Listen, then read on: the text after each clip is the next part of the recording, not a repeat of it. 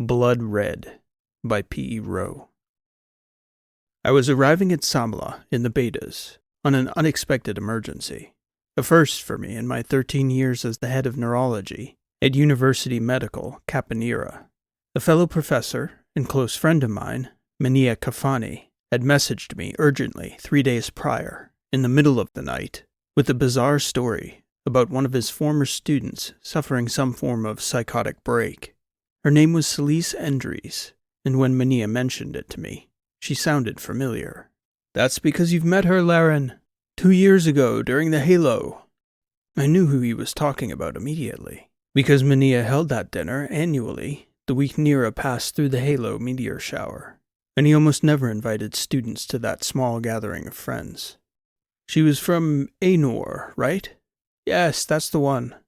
A local girl relative to most of Mania's students, who came from everywhere in the Battery, even some from beyond.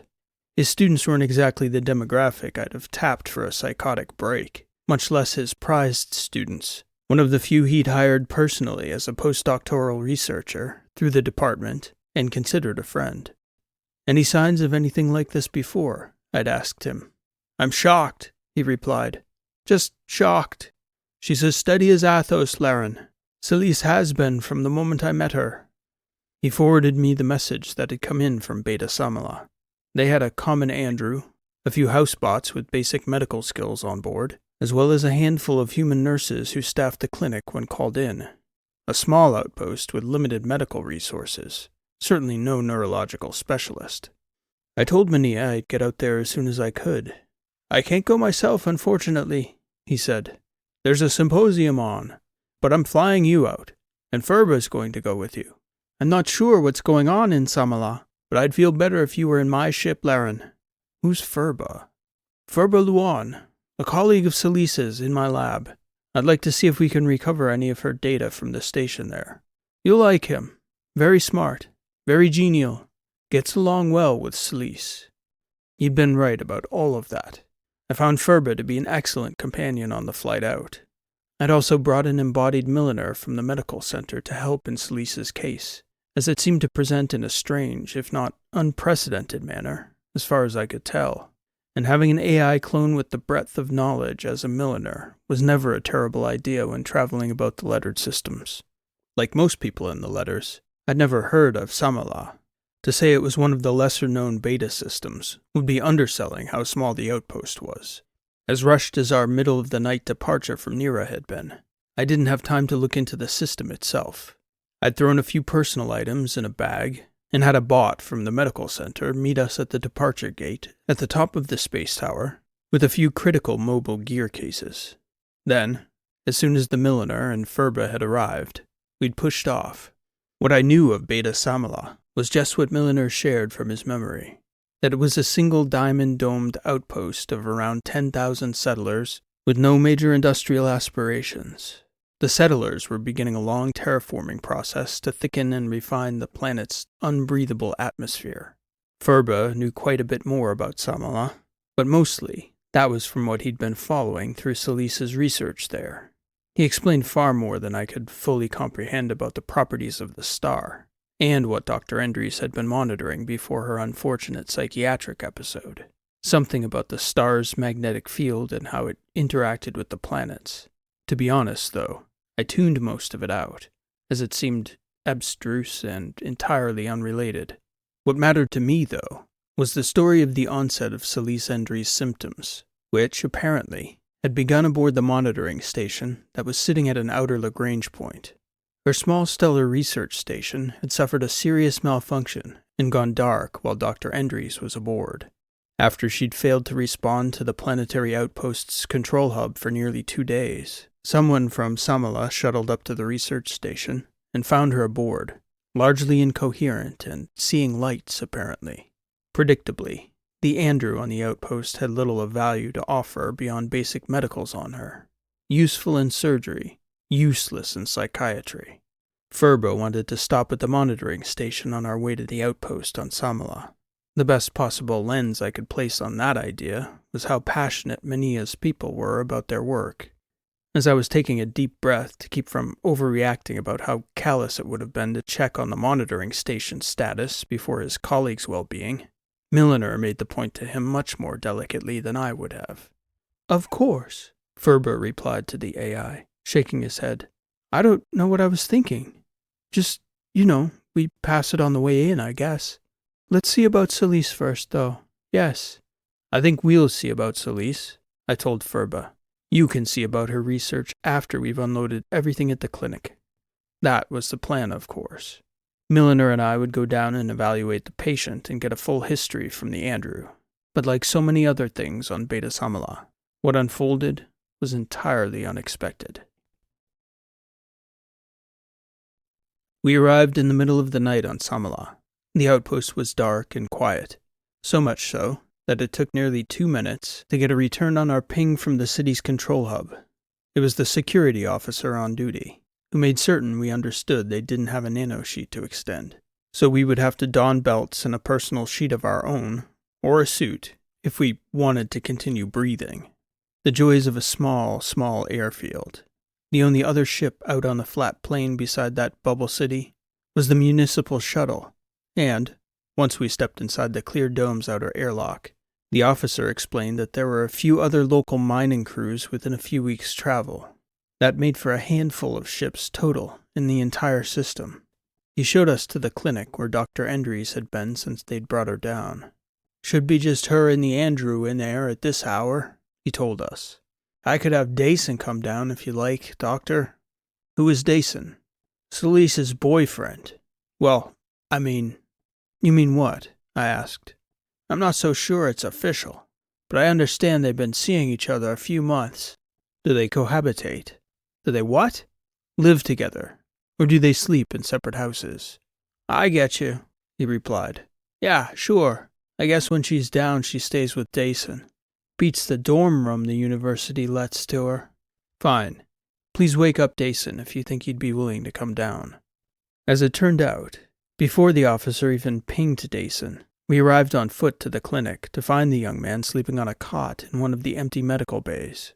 And just across from him was the Andrew, keeping watch over Celise, who was lying inside the closed room, wide awake, peacefully mumbling to herself.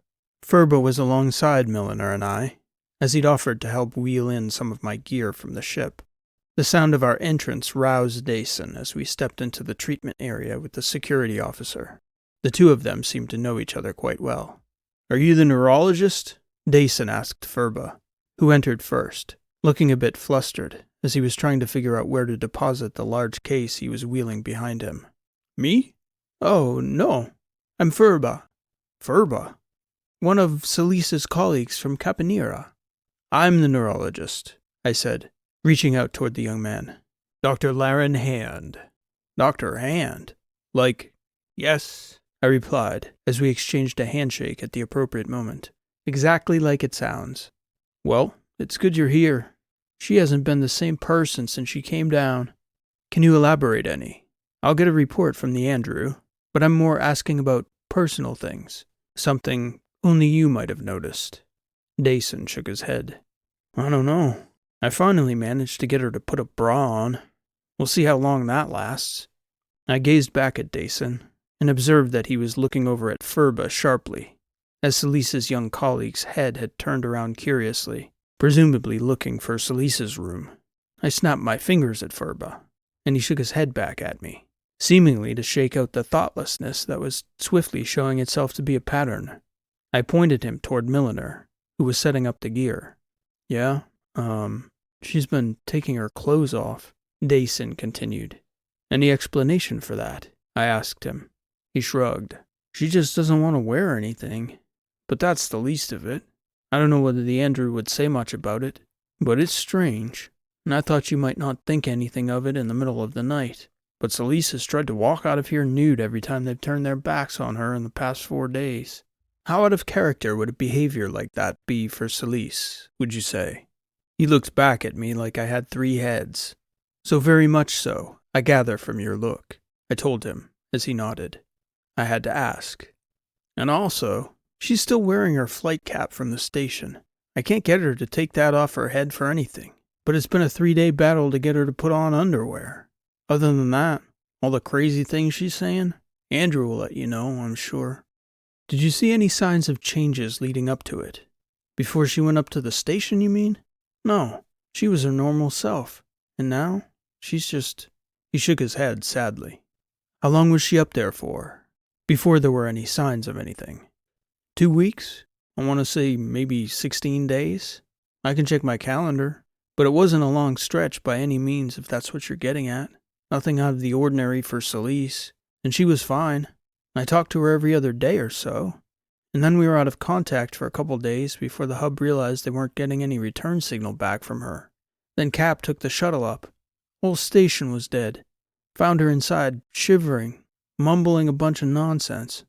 Have you been able to connect with her in any way? I understand from the preliminary report that she's quite disoriented. But to what degree is she aware of her surroundings? She'll talk to you somewhat, Dason stated. But the Celise I knew is totally gone. She's a completely different person. Okay, I replied. Thank you, Dason. I'll let you know if I have any questions. When I turned around, I heard a noise I hadn't expected, and she was standing there.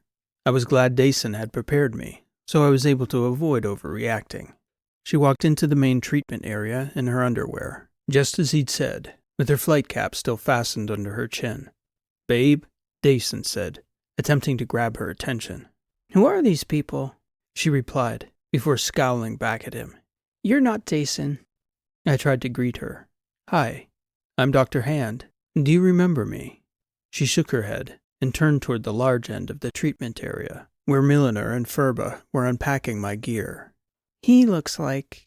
Celise began to drift over that way, looking at Furba very carefully. For his part, Furba turned around and reacted the way I was trying not to, wide eyes and surprise, in an outsized and unnatural manner. As she approached Furba, I came up behind her, gesturing for Dason to remain where he was. Leandra approached from the side room, and I grew concerned that she might feel surrounded. Celise, though, seemed unconcerned, examining Furba's face skeptically before declaring, You're not Furba either. Where are all these imposters coming from? Hello, Celise, Furba replied, taking great care to look at her directly, making sure his gaze didn't drift from her face. It is me. It's Furba. Professor Kafani sent me to help you with your data. She continued to glare at him suspiciously. You sound just like him. And then she brushed her hand down in front of his face dismissively. Not quite, though. You're not going to trick me. Hello, Celise, I said as she turned away from Furba. I'm Dr. Hand. I met you at Professor Kafani's house a while back, at Minia's dinner for the Halo meteor shower. She looked at me very carefully. I don't remember meeting you. You're not an imposter, are you? No. I assure you I'm just who I claim to be. I'm a neurologist. Minia sent me from Caponera to help you. Oh, a neurologist. That's good. My head's not right. Maybe you can explain some of this. She looked over my shoulder toward Dason, who was standing just at the edge of the stretcher he'd been sleeping on. That's not Dason either, she declared. They've replaced almost everyone here. Leandra stepped toward her, apparently picking up on a tell in her posture I wasn't quite familiar with yet. When she looked at him, side-eyed, he informed me. She's going to bolt, Dr. Hand. And she nearly did. I reached out gently, gesturing to her that I wanted to talk, or at least I hoped she might interpret my body language that way. She just looked back at me inquisitively. Can you tell me, Celise, is Andrew here an imposter as well? She laughed. Andrew is an android, Doctor. They come off an assembly line. That's true. What about Milliner behind you over there? You must have met a Milliner clone before at the university. She nodded. Of course. An AI in an android shell. He looks like all the rest of them. And me? I'm not an imposter. How would I know? I don't know you at all. I understand some strange things have been happening for you lately, Celise. She grinned skeptically. That's an understatement. Do you think we could talk for a little while? I asked her. It's cold out here, she replied. I want to go back. I gestured toward the room where she'd been lying down when we arrived. Andrew can come with us if that makes you more comfortable. It doesn't matter, she said, stepping toward the room.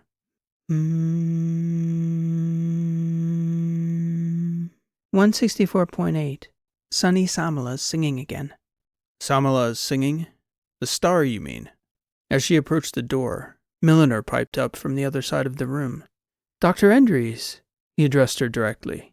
I'm sorry, but are you a musician? She turned around and shook her head back at him. Do you know if you have perfect pitch? You've never studied music, have you? No, never. You say the star is singing? Milliner asked, walking across the room toward Celise Endries. Samala is singing that note, the one you're humming. Celise nodded. Uh-huh. You can't hear it? Milliner shook his head. Just a tone? Or is it a song? I asked her, trying to gauge the extent and nature of the hallucination. Are there any lyrics? Only one, she replied, tilting her head as though she was struggling to hear it. And then she sang the word at that same pitch. Doom.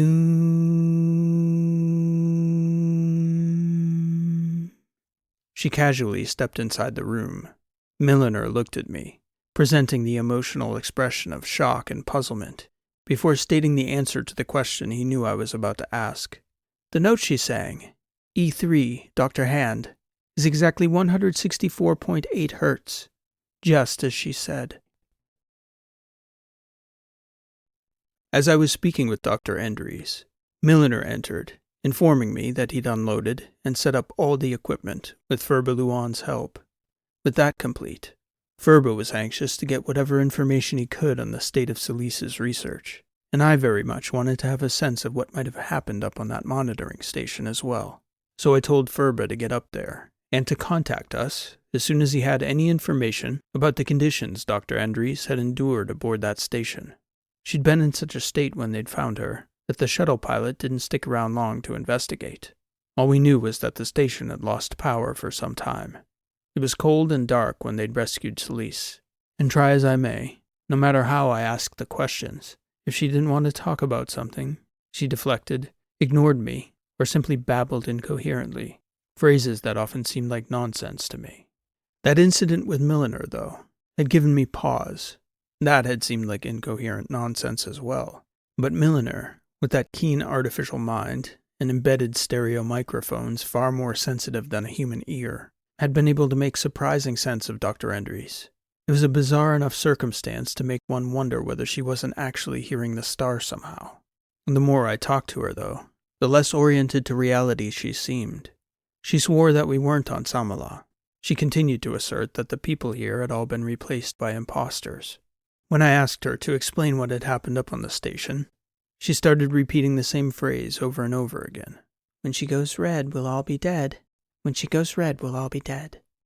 I asked her if I could look at the flight cap she had buckled under her chin, just to see if I could get her to take it off her head peacefully.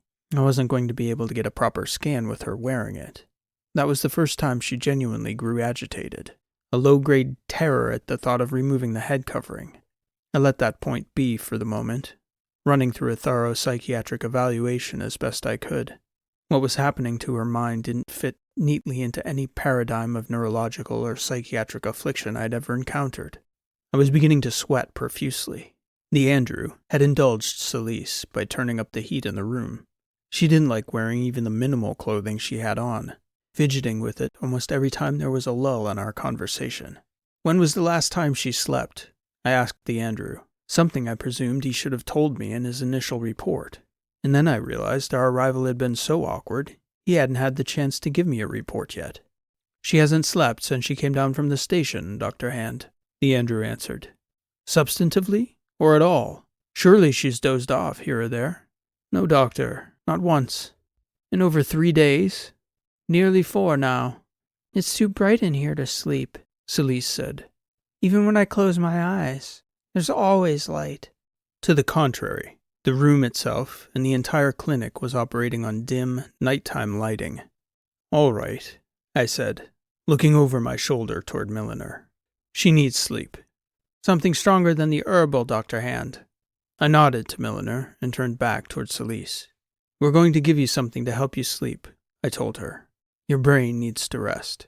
Don't you think it's funny? She asked, looking at the area around the bed and then up to the ceiling. I'm not sure. What's funny, Celise?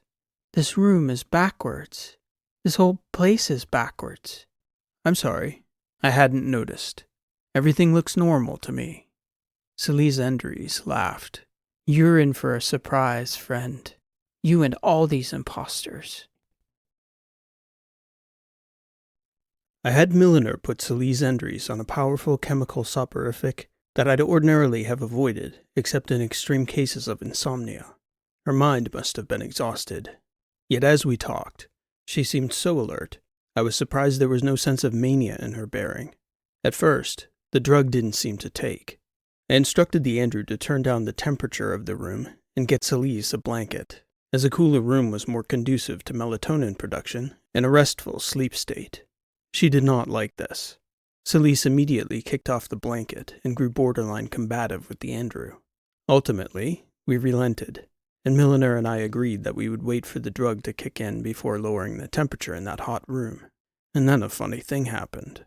Celise finally succumbed to the drug, shutting her eyes and falling asleep for the first time in days. Then we lowered the room temperature, and, because she was all but nude, I made certain Andrew covered her with several blankets. Milliner and I retreated to the other room and prepared a sequence of scans we planned to take while Celise was asleep. And, because of the potency of the drug, I presumed we'd be able to remove the flight cap for the scans without waking her, an additional reason I opted for such a potent pharmaceutical sleep inducer. We set up our portable scanners and were running through each of the tests I needed. A full battery of neurological imaging that I wanted to go quietly and smoothly. So we took extra time in prep to minimize the chance of disturbing our sleeping patient. Doctor, Andrew interrupted, about a half hour after we'd begun our prep work. He gestured to Celise through her room's window. And there she was, asleep, on the bed, the blankets on the floor, and she was beginning to shiver. So I directed the Andrew to go in there and put the blankets on her again, somewhat frustrated by the interruption for a problem so small. No sooner had he returned to the main treatment area after covering up Celise, than he reported that she'd already kicked off the blankets again. I told him to place the blankets again, and once more, by the time he'd returned to his watch at the outer window, she'd thrown off the blankets, still fast asleep. That I found curious. So I came over to the window to watch for myself, Milliner tagging along with me. Sure enough, Andrew wasn't even out of the room this time before Celise had pulled the blankets off her shoulders and rolled forward, throwing all of the covers entirely off the bed.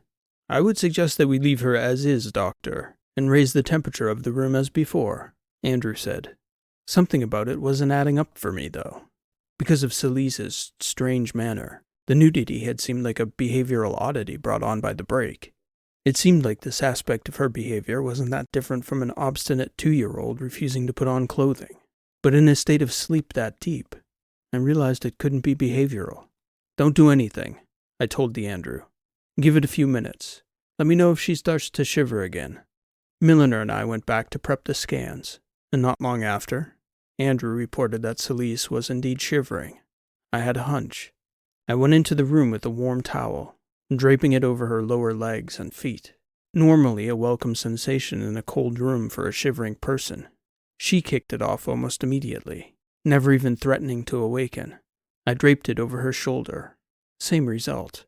When I came out, I instructed Andrew to raise the room temperature and told Milliner that we would adjust our preparations to scan Celise in the hot room. Doctor, if I may ask, the Andrew said, what exactly did you discern from that rather crude test? Hyperesthesia. Her skin, for some reason, has become hypersensitive to touch. The nudity isn't a behavioral issue, Andrew. It's a percept. Something in her brain is telling her that clothing feels uncomfortable against her skin. We'll see if we can figure out why when we scan her. How odd, the Andrew answered. Could that be a hallucination as well? Doubtful, I replied, thinking through the question as I was responding. It's most definitely a genuine percept. I don't think it's psychological. We let Celise sleep after we'd set up the scanners. Then Milliner and I dove into Celise's medical history and took Andrew's full report on her current affliction. Milliner and I were talking through her case from a neurological and psychological standpoint. We hadn't settled on a theory, but our discussion did produce several neurological areas of focus before we took our scans. We were adjusting our imaging algorithms when Furba interrupted. He was already pinging us from Celise's monitoring station. I checked the time, and Milliner noticed. Mania Kafani's solar weather department has an excellent fleet, he noted. I realized Furba must have engaged the FTL to jump out and then back into the station to get there so fast. I'd been expecting his flight out there to take at least 6 hours. The station is dead, Lauren, Furba stated, his breath heavy in the background of the audio. All of the data is cooked, and so are the instruments. I had to wait a second or two for the delay before I could respond to Furba. We don't care about Salisa's research, Furba, I told him in a lull while he was catching his breath. What is the condition of the station? Are you wearing a suit in there? Yes. So, hold on, he said, clearly bumbling around a bit in the dark, enclosed, zero-G environment. Not much of a spacefarer for a stellar specialist, I mused to Milliner, who was observing the screen in the main treatment area, where I'd put up the stream from Furba. It's too cold in here for a long exposure in a nanosheet, Furba explained. I had to put on a suit. Like I said, everything is fried in here, so I can't breathe the air. You're looking for everything relevant to Salise. So the station... Hang on. You're going to want to see this. He went quiet for a few seconds. That's right, Furba. We'd like to know what she went through up there, if it could be relevant to her mental state. Right, he replied. I was thinking about that on the way up. So, I think the short answer is hell, Laren. She went through hell up here. I'm going to try and show you. He was so clumsy. I was getting disoriented looking at the screen. I had to shake my head at Milliner, who, of course, had no such issue with the images coming in. It's a university pod, this station. I'm not sure if you know, Laren, but Professor Kafani has a nice budget. It includes funds to deploy monitoring stations all over the lettered systems. A big ship drops them off near the stars we're watching. Yes, I get it, Furba. Please get to the point. The audio got a bit confusing for a few seconds because of my interruption. I took a deep breath and reminded myself to be a bit more patient with the young man. The point is that it's a hardened unit, so it must have got whacked by a significant blast from Samala to end up like this. Probably a CME. Have a look. I'll try to hold still. He was steadying his body against the bulkhead, but even so, his head seemed to be bobbing around a bit, and the light from his headlamp was moving so much it was hard to make out what he was focusing on. I think the energetic outburst must have hit at night while the planet was turned. Otherwise, I'm sure they'd have had a significant blackout, even with the planet's magnetic field protecting the city. What are you trying to show us, Furba? I interrupted again. I can't see what you're looking at. Perhaps you should get closer, please, Dr. Luan, Milliner instructed him. A few seconds later, he floated up close to the far wall he was trying to illuminate in video for us. To my eyes, it looked like a discoloration on the bulkhead, an inconsistent dark gray that was dull but seemed unremarkable to me. Can you see that? We see a discoloration, I answered him after a few seconds. Yes, that's it, Laren. Those are electrical burn marks. The pod is insulated, but there's still metal inside. That's from electromagnetic energy arcing through the station. So, I'm trying to think how to explain. It's like, have you ever seen those glass orbs with the lightning in them? They're called plasma lamps. You've probably seen them in a science class. I'm familiar, I answered. So basically, electromagnetic energy from the star turned the interior of Salisa's station into one of those lightning balls for the duration of the storm. I'll have to check with the hub down there when I get back to pull her last data transfer to begin to calculate when it started, and maybe how long it might have lasted. But something this big probably wasn't any shorter than 8 or 10 hours. More likely it was even a couple days. I can't fathom how she didn't get cooked alive in here. But she didn't have any burns on her? Electrical burns? No, Furba. We'd have all seen that if she had, I said. Yes, of course, he replied, breathing heavily. But, I mean, if you're looking for reasons she might have, I don't know how you say it medically, snapped or whatever, how well do you think you'd be doing after spending 2 days in a lightning ball, doctor? That's my point. All right, Furba. Thank you. We get it. Good work. Oh, and I'm going to bring you some air samples, I think. Would that be helpful? Air samples? I don't know. I just think I'm wearing a suit so I can't smell the air in here. But I imagine it smells like burnt metal. And look. Furba focused on a panel that seemed entirely melted out. All of the wires in the panels cooked their casings. The plastics melted where the electricity arced. She must have been breathing all those fumes in. That could be significant medically, no? Yes, Furba, that's an excellent point. Some air samples may be helpful. I'll do what I can to figure out how to do that, and then I'll get back down as soon as I can. Very good, Furba, thank you. And Laren, it may be another couple hours.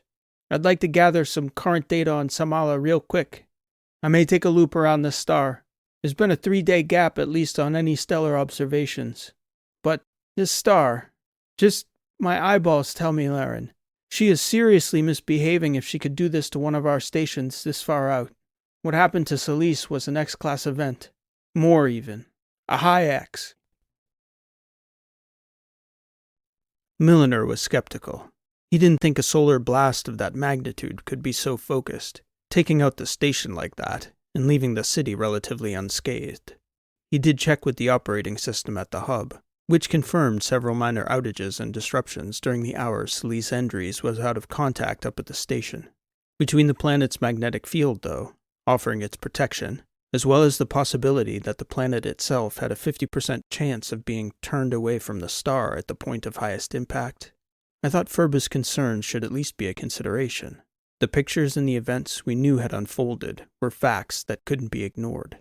Celise had been up there in that station while all that energy was pulsing through it.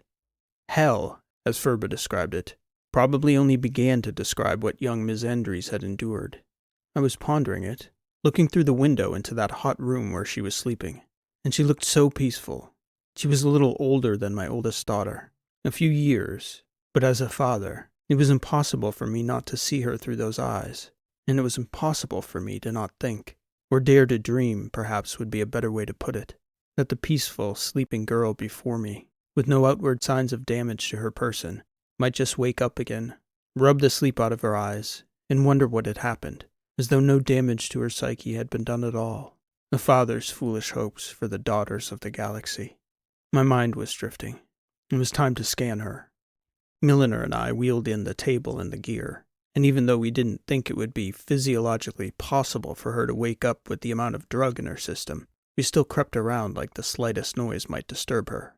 Preparation, as always, was worth the effort, as Celise hardly stirred for the duration, only rousing slightly after we moved her back over to the bed, where she grimaced for a moment before falling back under again. A few minutes later, after we'd removed all my gear from her room, Milliner held up Celise's flight cap, as though to ask whether he should put it back on her. I told him to hold off on that for the time being, operating under the assumption that she was using it as a security blanket of sorts, which made more sense after Furba's report. The protective layer in that cap may very well have saved what was left of her brain while she was immersed over all those hours in that electromagnetic cauldron. In her shoes, I don't suppose I'd have wanted to take it off either. And now that I was thinking more about it, I was just beginning to reconsider when she woke up suddenly, screaming. "Make it stop!" she shouted, covering her ears, her eyes squinting shut forcefully as she held her head. "It's deafening! The light!" Then she touched her hair, and in a half-second, I realized what she was just realizing herself, that her hair being exposed like that meant that her head was no longer covered. She cried out in pain, lurching around and feeling for her missing security blanket. I took the flight cap out of Milliner's hand and stepped toward her bed. "Celise, I'm going to put this back on you," I stated, holding out the cap. Her eyes were completely shut, and she turned her head toward me, snatching the flight cap out of my hand, as though she could see it with perfect vision. And she brushed back her hair with one hand, while putting on the head covering with the other, and then buckling it under her chin, breathing heavily as she did. "Ow!" she whimpered, her legs dangling off the edge of the bed as she sat there in a tripod position. I knelt before her, concerned that she might fall onto the floor and hit her face. Then she exhaled and opened her eyes, looking right at me. "It's getting louder." "What's getting louder, Celise?" "The star is singing. I'll never get back to sleep again." We talked for some time after that, but quite honestly, I wasn't sure how long the conversation had been going, before eventually, trying to get through to Celise proved to be all but impossible. When everything out of a patient's mouth sounds like a riddle, You can easily trick yourself into believing there are patterns there that mean something, when the reality is much more likely that they simply aren't thinking coherently. In this case, I was afraid that was the most reasonable explanation, and it would be no small wonder given the trauma we knew she'd endured up on that monitoring station. I had a long conversation with Milliner, again, running through case after rare case, stretching every last detail for possible connections to Salise's presentation, looking for some thread to pull, some sort of clue. We returned to the scans. To say her brain function looked normal would have been overstating it, but nothing glaring jumped out at either of us. And there was nothing abnormal in any of the usual areas that might have explained the unusual dissociation, the auditory hallucinations, the failure to recognize familiar people, nor the sensitivity to touch. But there was the obvious problem that we'd scanned her while she was asleep and drugged. And given the way she'd reacted to waking up without that flight cap on, I thought it was unlikely she'd allow us to take it off to scan her again. If I had it to do over again, I told Milliner, I'd have fixed a web of nodes to the inside of that flight cap while she was asleep. Not a bad idea, he replied. The trick would be getting it off her long enough to do it. Drugging her again wasn't advisable. Not so soon after. I kept thinking about the touch sensitivity. If she was truly feeling that percept, then I figured it was likely she was experiencing the same regarding the noise and the light she was claiming to perceive. "What are you thinking, Dr. Hand?" Milliner asked me after nearly a minute of silence. "You don't have a funny bone, do you?" I asked him. "Do you know what it is?" He tilted his head, searching his memory for a reference. "I believe you're referring to the ulnar nerve, specifically along the cubital tunnel at the elbow." "Correct." "No, I do not have a funny bone in this android shell, Dr. Hand, nor an equivalent." I mention it because I just thought of a patient I had a few years back. "A funny bone patient?" he asked me, skeptically. "Yes, actually, sort of. He'd gone to see an orthopedist first. This was about 6 months after he'd reported really giving his elbow a good accidental whack on a doorframe. And he was complaining, because even 6 months later, he'd had a dull ache radiating down all the way to his pinky, and it didn't seem to be going away. So he thought he might have broken something. So I humored him and examined his elbow and scanned the nerve, and then explained to him that nerve pain is like that sometimes. I guess this is the hopeful part of me speaking.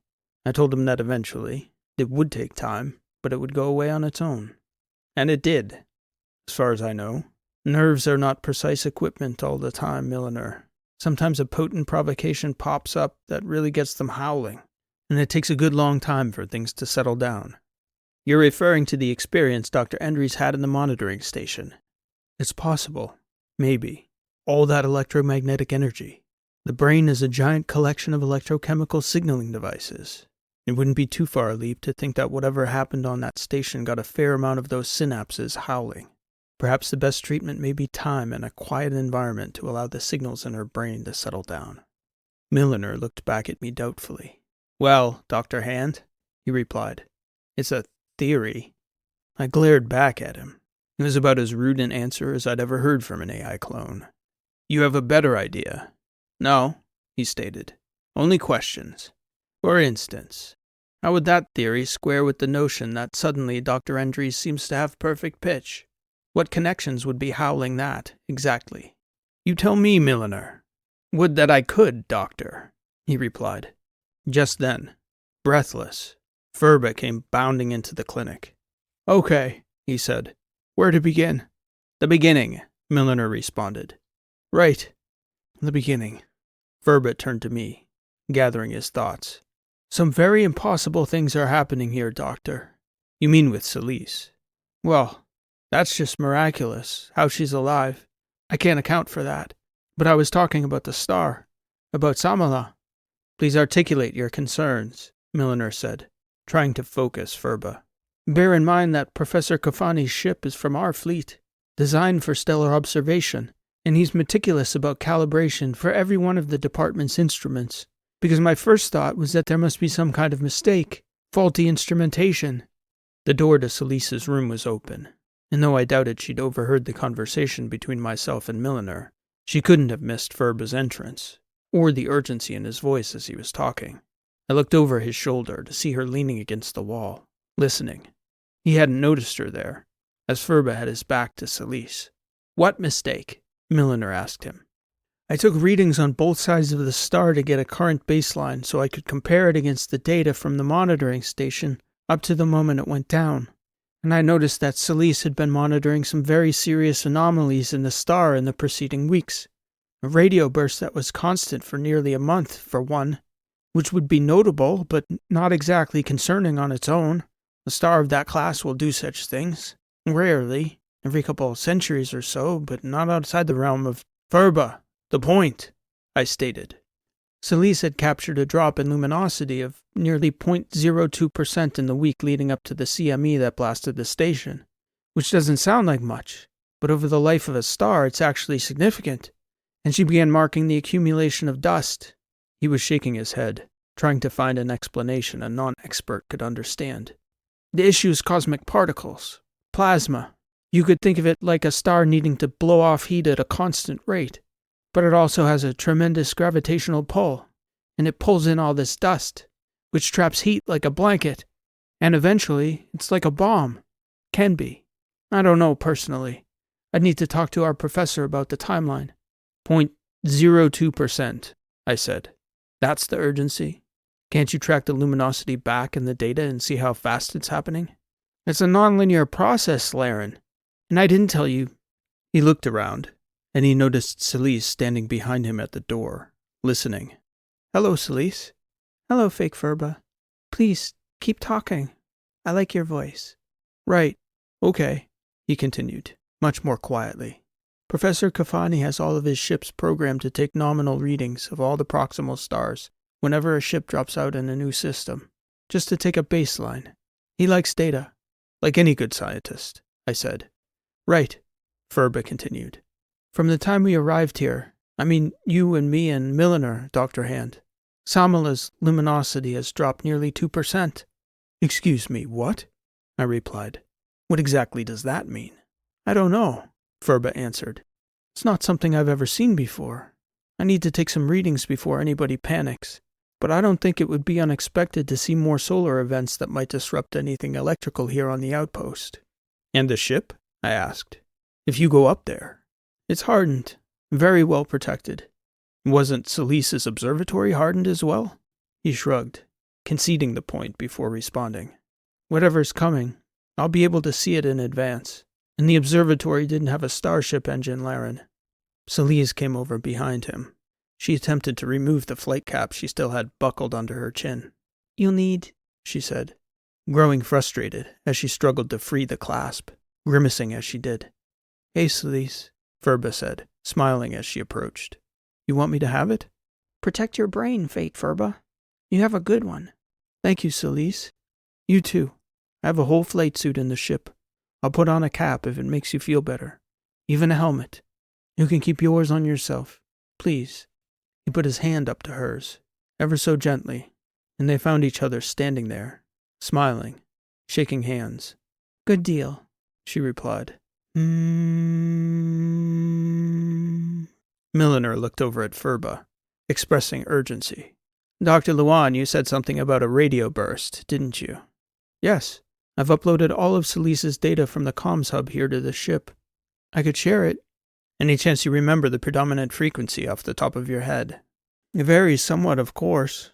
It's a natural phenomenon, but it kept coming up at 21.01 kilohertz, I think. Oddly steady for long stretches." Milliner shook his head at me. "What?" I said. "That's up 8 octaves from the E3, Dr. Hand, and too high for the human ear to hear, certainly. But it's the same note, an E, E11, almost exactly." Celise repeated. "I'm going with him," Milliner declared.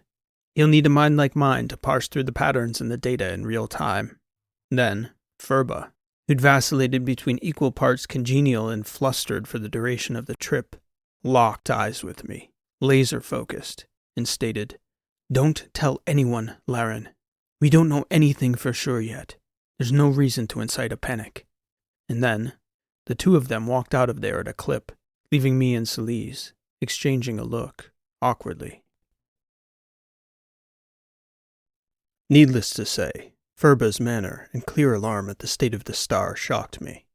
What had happened to Celise struck me as an unlikely, but not altogether unthinkable peril of stellar science, a normal risk of being in the star-watching business, and Furba's behavior up till that point had reinforced as much. This new circumstance, with the star drastically shifting in luminosity over a matter of hours, that concerned me. Milliner going off with Furba like that only reinforced my building apprehension that we might be in genuine danger on Beta Samala. Celise, though, seemed to be improving, at least as far as her mood was concerned. She returned to her room briefly after they left, but soon after, she came back out to engage me in conversation. She complained about feeling cooped up in that room, and just as I was starting to think she might be coming back to reality a bit, she expressed the desire to go back to Beta Samala. It was the same complaint she'd disclosed to me in our initial evaluation. Much like fake Furba, or her imposter boyfriend, her brain was interpreting the outpost as a false reality, close to the real thing but not real, and then she returned to her room again. I realized, this time, not to get away from me, but because she was cold out in the main room. I was getting antsy myself sitting in that medical clinic like that, especially with no update from Furba or Milliner yet. When he returned with lunch for myself and Celise, I asked the Andrew to keep an eye on her. I realized that since we'd arrived in the middle of the night, I hadn't stepped foot outside once. It was just past midday, and it felt like the middle of an interminable night. I wanted to have a look at this problematic star with my own eyes. As I was passing her doorway, Celise shouted out to me. "Did you know I was a gymnast before I was an astronomer, Doctor?" she asked me. "I bet you didn't know that about me." She was smiling. I think the sleep had really done her mental state a lot of good, even if she was still not oriented to reality. It was a tick in the box for my theory. I began to hope those howling neurons of hers might just slowly settle over time. "I didn't know that, Celise," I answered. "You look like you stay fit for space flight, though. Mission fit." "It's a good idea. You don't mind if I do some calisthenics?" "No, please do. Healthy body, healthy mind."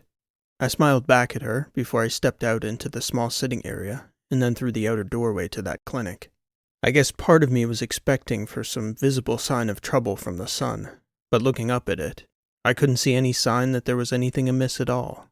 It was bright in the sky, albeit a little orange, but I'd never seen how the sun normally looked on Beta Samala anyway, and I'd been on a dozen or so outposts where the suns all had a slightly different character to their light. Plus, also, I had no idea how the transparent diamond dome affected the normal radiance of Samala the star. Looking around gave me no cause for alarm. People seemed to be going about their day entirely unconcerned. I took a deep breath, figuring for the moment that Furba may have blown the readings out of proportion, and I guessed that Milliner would be shortly setting him right. And I'd hardly had a chance to exhale before I heard a commotion inside. My patient herself was howling now, I could hear, not just her neurons. When I entered, she was still in her room, on the floor though, face down, apoplectic for some reason I couldn't immediately discern. Andrew had no explanation, except that one moment she was exercising, and the next she was on the floor crying out in agony, mumbling, "It's here! It's here!" "What's here, Celise?" I asked her. "Beta Samala. It's here. It's really here." "What do you mean by that?" "I don't feel it." "I'm sorry. I don't understand, Celise." She was sitting up now, looking at me. "It went away." "What went away?" "The real Samala. This place isn't real." By that time, I was thinking about percepts, how hers might be getting crossed up somehow by all the neurological noise the electromagnetic exposure might have caused her. I had a theory. "Celise, you said you were a gymnast. What were you doing before you felt the real Samala? I think that's how you said it." "I was just doing my normal calisthenics." "Can you show me?" She nodded and stood up, starting with a few normal exercises like toe touches and squats in place. "What did you do just before?" I asked her. "I did a handspring. Do you want to see?" "Sure. Is there enough room? Let me back out of the way for you. Hang on." I stepped out of the room so there was enough space for her to spring forward, and she did, cleanly and elegantly enough that I could see gymnastics hadn't merely been a hobby for her as a child.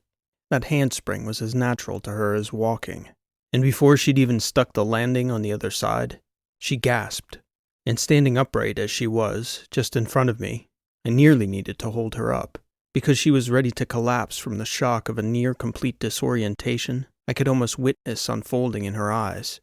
"I went back," she said, her eyes wide with disbelief. "You went back to Samala?" I asked her. "Just for a second, and now I'm here again." Percepts. Crossed signals. Another thought. "Celise, can you do a handstand for me, please? I'd very much like to see that." "I think so," she replied. I signaled for Andrew to come close, figuring that if my theory was correct, Celise may react suddenly to the sensation. And no sooner was she balancing vertically on her hands than she became very rapidly unsteady, at which point I and Andrew caught her legs so she didn't fall. Instead, she looked up at me, her eyes surveying in utter disbelief. "It's okay, Celise. We have you. Can you tell me what you're feeling?" "Scared. I'm feeling scared." "Why are you scared?" "I'm really on Samala, aren't I? I can feel it. My flat is that way, where I live with Dason." She did her best to gesture with her head, as her hands were still holding her up. "Yes, we're on Samala. We have been the entire time." "Oh my God. Is Ferba really here with you?" "Yes. He and Milliner are out on the ship at the moment." "I thought it was a dream. This isn't a dream, though." "No, it is not." "Okay," she said, exhaling, trying to regain what composure she could, standing upside down like that. "Doctor, this is very important. You need to tell Ferba exactly what I say." "Andrew will remember it verbatim if I don't." "He needs to look at the density of the plasma sheet. That's the key." "All right. We'll relay that. Anything else?" "Tell them to come back soon. And where's Dason?" "I'll have Andrew get him for you." "I can't explain how strange this feels.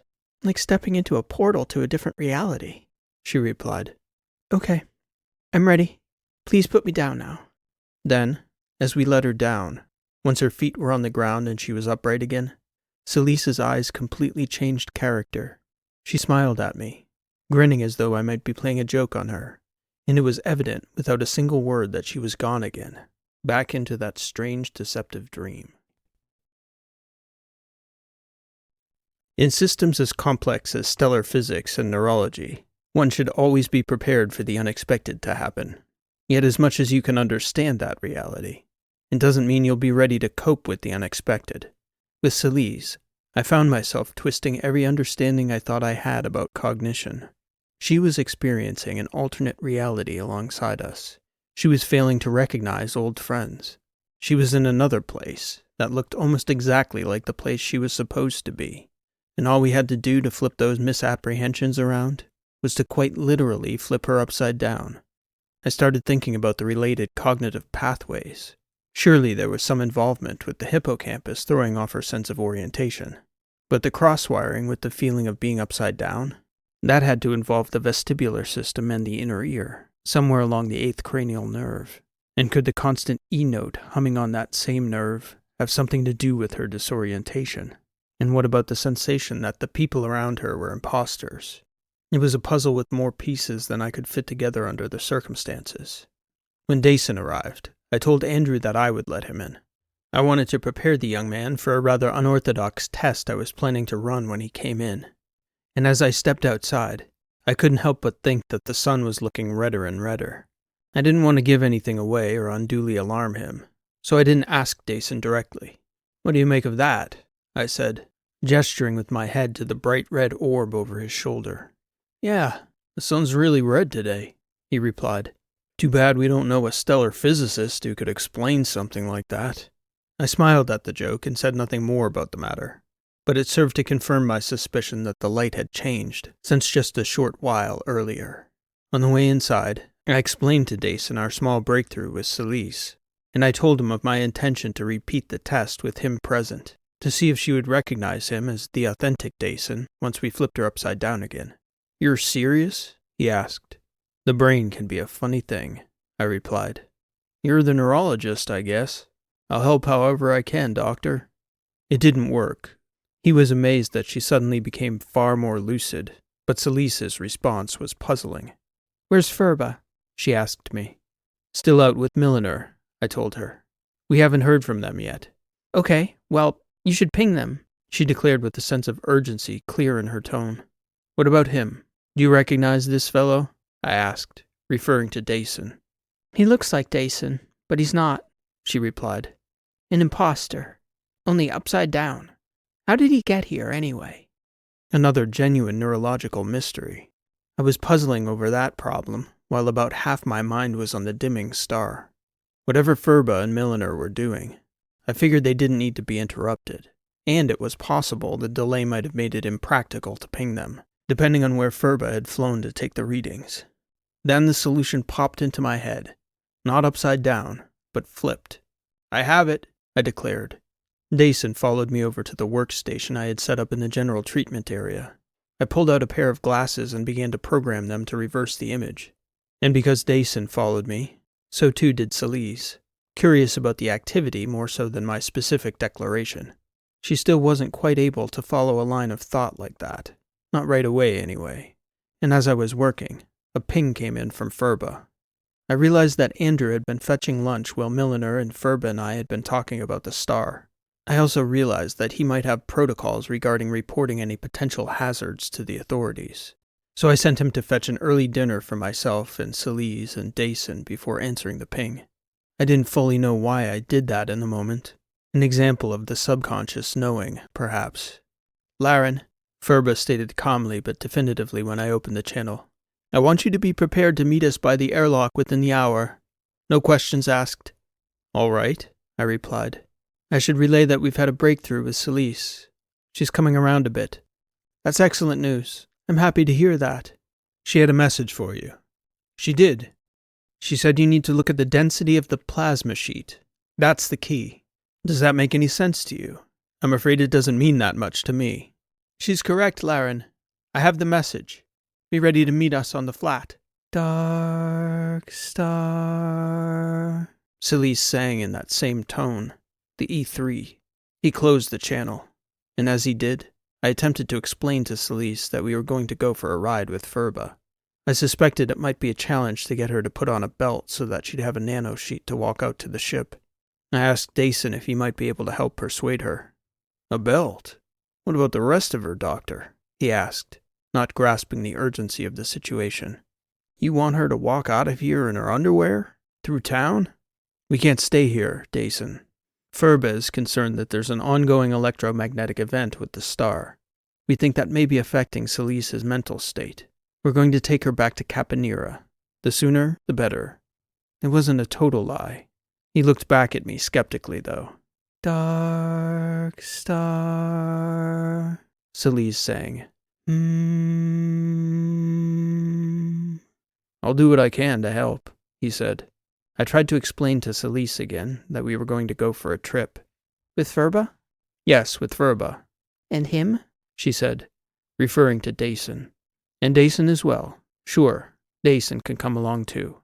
I'm not going anywhere with these imposters, Celise declared. No, I don't want to fly. Give me a moment, please, I said, asking Dason to keep an eye on Celise while I stepped outside. I had to consider the options, and I figured it might be easier to do it alone. When I stepped outside, I was stunned. The star was a dark, dull red. Blood red. Whatever was happening fast. That was the urgent tone I'd noted in Furba. And just as tellingly, he'd said nothing meaningful about the star itself over the open channel, the one coherent stellar physicist in the system. He knew. And he knew more than just the condition of the star. Furba knew there was exactly one FTL ship in the entire system, and he also knew, if everyone knew what he knew, there'd be a riot to board her. I'd medicate her to unconsciousness if I had to. Dason and I could carry Celise out there. That was my last resort, though. I still had one more trick to play on her crossed-up brain. There was just enough time. When Andrew returned, he clearly showed signs of curiosity. He mentioned that the luminosity of the star was abnormal for that time of the afternoon. I know of no stellar phenomenon that matches that pattern for a star as stable and young as Samala.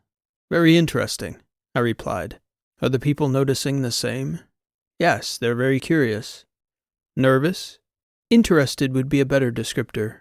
That's good, Andrew, I replied. We have another task for you. Dason and I are going to take Celise out to the ship so we can return her to Caponera for further treatment. I have my belt here so we can go outside the dome, but we need you to go to Dason's house and pick up his belt, and I believe he said he has a spare for Celise as well. I'd like you to pick them up and meet us at the airlock to the landing area. I'll see to it right away. Dason will direct you on where to find the gear in his flat, I told him. The two of them walked out toward the front, and Celise sat down beside me. You are being deceptive, Doctor, she said to me. We'll see how that goes, I replied. Hopefully I can trick that mischievous brain of yours into coming along with us. That would be a good trick, she replied, grinning and looking at the screen as I connected the glasses and began to reprogram the optics. Dason returned and stood behind us, curious as to what I was up to on the screen. This is more serious than you're letting on, isn't it? He asked me casually. Do you have family here on the outpost? I asked him. Celise is the closest thing to it, he replied. Friends, though. Family, was all I said back. What are you up to there, Doctor? Right. Okay. So you're going to have to be the leader here if this works the way I hope it's going to work, Dason. She'll follow you if she recognizes you, right? Yes, she would. I might even be able to get her to put some pants on. If we can get her out the door, pants or no pants, I'll be thrilled, Dason, I replied. I have a theory. Okay. Human faces aren't symmetrical. I think the part of her brain that processes faces is flipping them in her mind. The left side of your face where the right side of your face should be, and vice versa. So you look like you, but to Celise right now, you're a slightly different version of you. Same thing with Furba. That's why she thinks you're imposters. I'm programming these glasses to flip it back. That's some theory. We'll see fast if it's right or wrong. If it's right, she's going to recognize you. But she's also going to see everything else backwards, like flipped around. And I suspect that I will suddenly seem like an imposter to her, because she recognizes my face as it is now. I think I get it. What you need to do is take her hand and lead her when it's time to go. Make sure she doesn't walk into anything, as it'll be very disorienting for her. You're going to need to tell her what to do as well, because she'll probably think I'm an imposter and she won't trust me. I can do that. I exhaled, finishing the recalibration. The glasses set was an opaque lens, more like a VR set than an optical device, so we wouldn't be able to see her eyes to see how she reacted. I turned her chair toward Dason and put the glasses on her. Babe? She said immediately. Oh my God. Is that you? Yeah, it's me, Celise. It's been me the whole time. She looked at me. Where did the other doctor go? This one looks just like him. Great, I said. Keep her in that chair, and keep her calm. I'll see about our ride. There wasn't much time left, according to Furba, when he pinged my ear set from the ship on a private channel. I understood the urgency, but until he explained to me exactly what was happening on that call, I still didn't fully understand myself. ETA is 7 minutes, he replied. We're touching down, and I expect to be off the ground again in the time it takes 3 people to step through the rear hatch. We'll be ready, I told him. We're leaving now. I'd packed a small go-bag of the essentials for treating Celise on the trip back to Caponera. And, in my other hand, I had the bag Andrew had brought back our dinner in. To my surprise, when I stepped to the front of Celise's room to let them know it was time, I found that Dason had managed to get a gown on her, and she looked positively ridiculous with those opaque glasses, her flight cap, and a bright green hospital gown on her, along with the flight boots she'd come in wearing. But she was smiling. What's in the bags, Doctor? Dason asked. Dinner, I answered. Ready? Dason nodded and tugged on Celise's hand. By the time we stepped out of the clinic, the sun was just past 3/4 in the sky, and it was dark, like dusk. The outline of Samala seemed a shadow star. People had come outside to gaze up at it, sensing something. Wonder, fear, bemusement, curiosity. But it worked to our advantage. Very few of the colonists even turned to look at us. The 3 people in that diamond bubble on the Beta Samala outpost who seemed to be moving with purpose. Celise's strange attire hardly garnered a second glance from anyone, not with a black star in the sky, drawing the attention of every last eye. We weren't followed. There was a solitary figure at the outer airlock, the Andrew, dutifully waiting, a belt in each hand. I think when he saw us, he understood. He handed over the gear and helped Celise clip her belt buckle, activating the nanosheet for her. "I'll operate the lock," he announced. We were at T-minus 40 seconds for the ship. "Thank you, Andrew," Celise said. "You've been kind. You can come with us if you like." "Dr. Andres, you've been equally kind during this difficult time. I wish you the best of luck in your recovery. I may yet have duties at the medical station. Godspeed." Once we stepped out the main airlock, it was almost impossible to see the ship, because Furba had cut the lights, coming in dark in a dark sky. I heard it before I saw the ship. I realized Milliner must have been flying. Such was the mastery of that seamless touchdown. The back hatch already opening, practically a step from Celise's boots. We were on the ground for all of 5 seconds before we were airborne again, the three of us hanging tight to the rails, holding on in that airlock annex until we were in space, weightless, with Milliner directing us to strap in for FTL. "What about Beta Coronado?" I shouted, though I didn't need to shout, as Furba and Milliner could hear me through the ship's audio system. "They must have a freighter, or enough cargo carriers that can land on the deck back there." "There's no time, Laren," I heard Furba's voice respond. Dason was struggling a bit, getting Celise through the back corridor to the travel seats along the port midship. I got there first, and Furba was there, strapped in already, operating a workstation he'd set up on the float screen. He was looking at the star. Dason and I helped to get Celise strapped in first, and then we rushed to get ourselves secure. "Clear for FTL," Furba announced to Milliner. "What's going to happen now?" Dason asked. "I don't understand." "Samala is going to go Nova soon. Any time now, actually. We can't predict exactly when." Then he paused for several seconds, as though he didn't even want to say the words. "Everybody down there is going to die, aren't they?" "Not necessarily," Furba answered. "Hopefully if Samala holds off for a few more hours and it happens at night, close to midnight would be luckiest. Then maybe the dome can hold. We'll know in a couple days." Epilogue. 4 weeks following the first recorded solar micronova in the battery systems during the era of human occupation, rescuers were finally able to brave the chaotic cosmic environment to reach Beta Samala. Stellar physicists had already calculated, based on the timing of the blast, that the burst had struck the planet while the city was obscured at 74 degrees past the terminator, several hours before midnight local time. The diamond exterior of the dome, somehow, held true that night. On top of that miracle, despite every last electrical component suffering catastrophic overload from the electromagnetic storm, the clever engineers in the city managed to rig a small fleet of air scrubbers, with the airflow provided by the few pieces of exercise equipment that survived the storm of arcing metal that injured dozens of settlers over the course of that fateful night. And with such a large reservoir of atmosphere in the dome, a willing team of volunteer peddlers and runners, and an enduring spirit characteristic of deep space settlers all over the battery, the final death toll at Beta Samala, miraculously, stood at 7.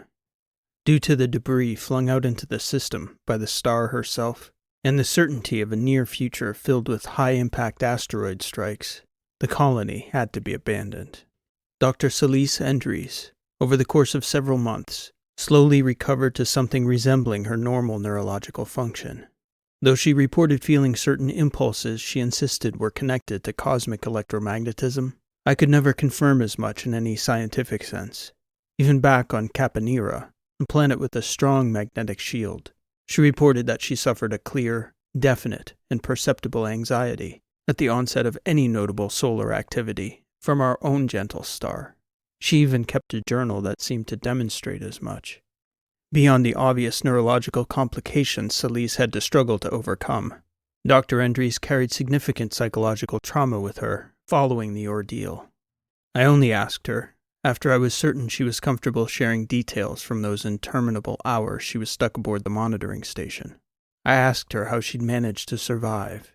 Celise told me that she was well acquainted with the pods, having volunteered for a committee within the department that helped to decide how to award resources to new projects. In order to quickly assemble space stations of varying sizes, the department's pods were prefabricated with specific panels that were designed to readily attach to compatible tunnels, lock doors, or other pods of the same make. Celisa's station had one such panel, which she knew was made of a non-conductive nanopolymer and had a deep enough recess for Dr. Andres to tuck her body into for the duration. She spent what she guessed was close to 30 hours crunched inside it, mere centimeters from arcing blasts of electricity, praying that the frame around the panel never heated to the polymer's melting point, for fear that the entire station might decompress. In short, Celise informed me that one should never underestimate the value of a good hiding spot. For understandable reasons, she never resumed any similar fieldwork following the micronova at Beta Samala, but she continued to teach stellar physics and space weather at the university, even writing several articles concerning Samala itself. And, last I heard, she and Dason were still happily together.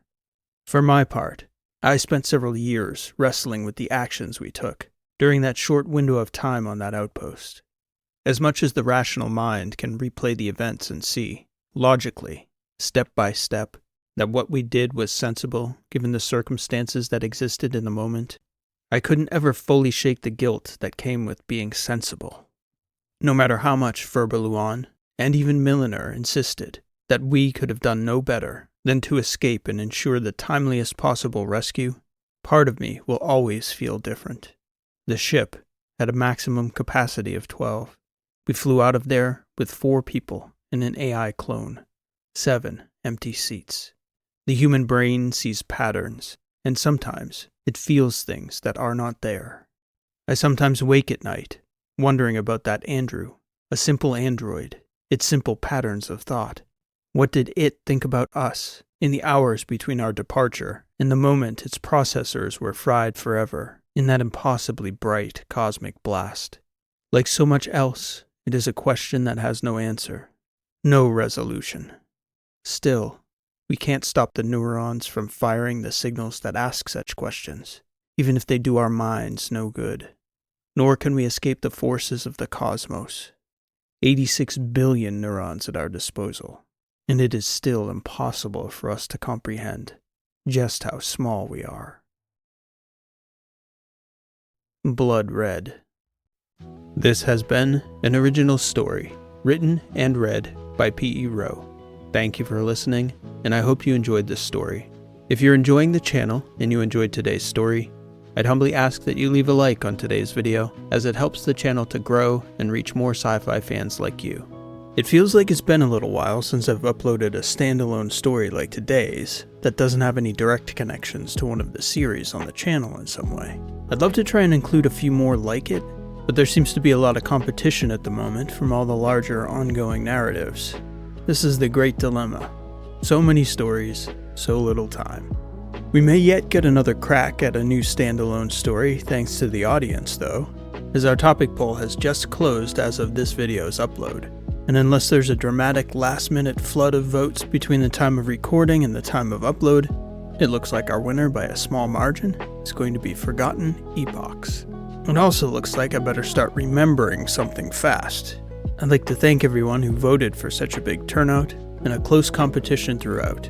The wisdom of this crowd hasn't failed yet, so I highly doubt we've seen the last of the space hotels topic with such broad support. Before that story drops, though, I've got a few more in the queue for the upcoming weeks. First up is going to be episode 4 of Cypher Sigma, which I'm hoping to be able to share next Thursday, the 4th of June. If all goes well after that, I'm going to shoot for Misfits episode 35 for the 11th. And then ideally, if I can keep on track for the weeklies, which I'm going to do my best to do, I'd like to have the Forgotten Epoch story, as well as what I hope will be the finale of The Gift before July. I hope you'll join us when those and other new stories come out. I'd like to thank everyone who helped boost last week's story by hyping, liking, commenting, and sharing. If you're enjoying these stories, please help spread the word. The more people we have along for the ride, the longer these crazy adventures will be assured to continue. If you'd like to support in other ways, books and audiobooks are always a great way, either for your collection or as a gift to a fellow sci-fi fan. If you'd like to tip the storyteller, there's a link to my support page in the description. We'll be back again next week with another new sci-fi story.